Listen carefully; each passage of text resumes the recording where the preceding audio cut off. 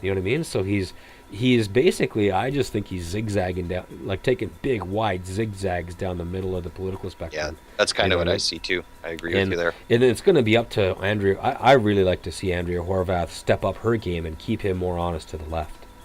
You know what I mean? Because if she could manage to get some attention, be taken seriously, throw some ideas down that make sense to Ontarians, and get some support behind that, you know which zag he's gonna zig next. You know what I mean? Hmm. He's gonna zag over to the left, and he's gonna have to. The fact that he can occupy a position so far right now is indicative of the fact that people who are dissatisfied with the Liberals are turning to Hudak. It's exactly what he's doing. Or an attempt to at least stem that flow. And you know, one seat shy of a majority, and you know, he's proving himself to be a political maneuverer, anyways. So we'll have to Yeah, see what happens. absolutely. Um, what else do we have? Do we cover the Drummond report now? Just like I think I'm pretty much spent on it. Yeah, I don't have much more to say about it at this point. You know, maybe in a future show will there be more developments. Um, I don't really. I think that we got our main components in, and just in passing, I guess. I know this is something that that we didn't mention in the beginning of the show, but I would just like to point out that the mainstream media in Canada is finally talking about what everyone knew concerning our most current, least favorite Canadian involvement in a NATO war in Libya. I remember back when me and you would constantly, whenever we talk to people and we'd argue with them about the validity of the NATO's involvement in Libya, that it was apparent to me that no matter whether a person opposed the NATO invasion of Libya or if they supported what they called a humanitarian war, people knew damn well that Canada and NATO was there, that they were taking a side in that war. No, and it, you know, even though the government and NATO tried to claim that they weren't, that was apparent. And now finally, the media is coming out and saying, yes, you know, NATO ships, Canadian NATO ships allowed arms shipments through to the rebels when there was an embargo, and that they weren't supposed to. Um, you know, Yeah, I don't know. it it's just one that I always, you know, whenever something pops up in the media, I just like to point it out and say, what the fuck were we doing, Tony? What was Canada doing in Libya? Well, Anyways, you know what? I Here we have a situation right now where we're trying to domino affect the whole Middle East right now. Okay, we're currently arming rebels in Syria. I'm not going to defend al-Assad's regime, okay, because it's indefensible. But let them work out their own problems, please. The NATO involvement, foreign involvement in civil wars of troubled countries never helps anything. Oh, how do we help these people? Well, let's give them guns to fight those people. More guns just means more dead people. You know what I mean? exactly.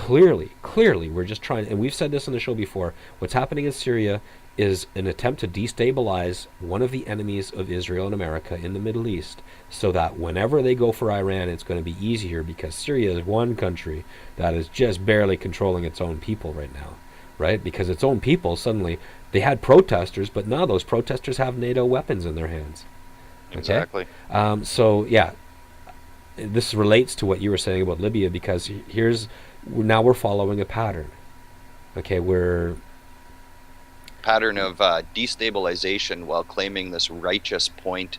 I mean, they're playing with these Libyan and Syrian people like they're nothing but pawns for them in right. a game, Yeah, and and that's they're the horrible point. they're geopolitically positioned real close to a real sweet oil patch that we currently have no influence over. Hmm. Okay, and that's the Iranian one. All that oil is about 50 miles from the Iraqi border. It's going to be just a quick little zip to take that stuff over and plant your defenses there, just like you know what I mean. And yeah, and why are we not getting real mad about that? I don't see any strong anti-war sentiment in this country. Apparently, no matter if there's a dictatorship in a country, it doesn't matter what you do to the people in that country. If they have a dictatorship, you can bomb the shit out of them until they get their vote for their next leader. Hmm. Right? Just like in Libya. Now, supposedly somewhere on the horizon, there's going to be an election. As long as that elected government doesn't do anything to contradict Sharia, then it's all good to go. You got a democracy as long as you don't contradict Islamic law, which will be decided by the clerics. The clerics that were always in Exactly. opposition to Libya's secular state under Gaddafi. So, I don't know. Yeah, on that, Just like, goes to show that that was a new development in the way that they're selling these type of campaigns. Before, it always used to be about the concerns. You know, you look back into the 80s and the way that Reagan treated his invasions. Now they've found ways to treat foreign invasions and foreign improper foreign influence of their country and other countries by attaching it to some sort of humanitarianism and strumming oh, look, those heartstrings of people who are actually should be opposed to what they're doing. yeah. They being the United States, NATO, and the I rest. always look at it like a fight, okay? You know, and hockey fights are a good example. Do you ever notice how the referee lets them go until they get tired and they're spent?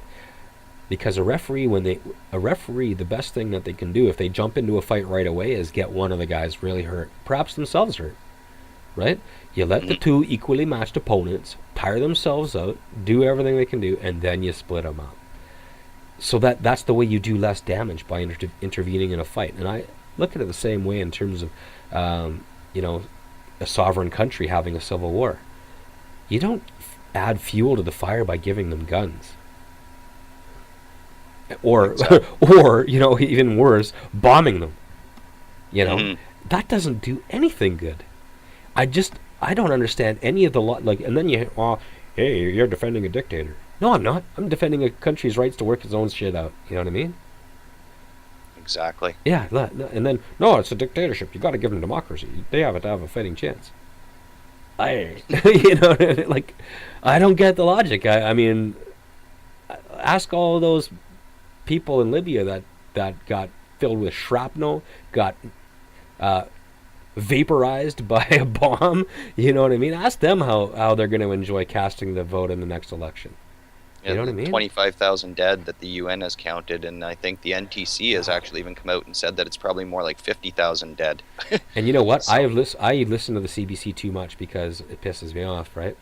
I understand that Sun TV would just call those people in Syria protesters, but for the fact that the CBC can't get their heads around the fact that once protesters pick up rocket launchers and guns, they're no longer just protesters. exactly. So how come the CBC just calls them protesters all the time? That's it. They just call them protesters.